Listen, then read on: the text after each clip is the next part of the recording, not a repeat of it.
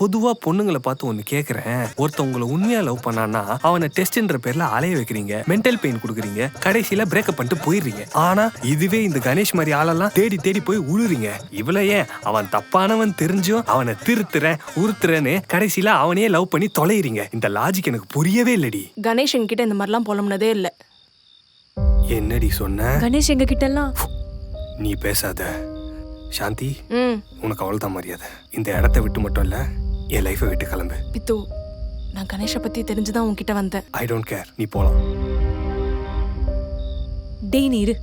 சாந்தி, நீ ஒரு கிளாரிட்டி இல்லாம தான் இங்க வந்திருக்க. நீ நினைக்கிற மாதிரி கணேஷ் ஒன்னும் பிளே பாய் எல்லாம் கிடையாது.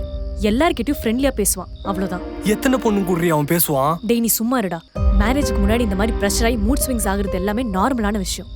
ஆனா அதுக்காக நீ அவனை ஜட்ஜ் பண்ணி நடுராத்திரி உன் எக்ஸை தேடி வந்தது அவ்வளோ பெரிய தப்பு.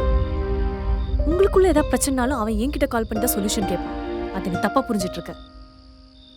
வீட்டுக்கு போய் அவன்கிட்ட மனசு விட்டு பேசு, எல்லாம் சரியாயிடும். இதோட ஃபுல் வீடியோவை பார்க்க ஹேண்டில் கீழே இருக்கிற ப்ளே பட்டனை கிளிக் பண்ணி பாருங்க.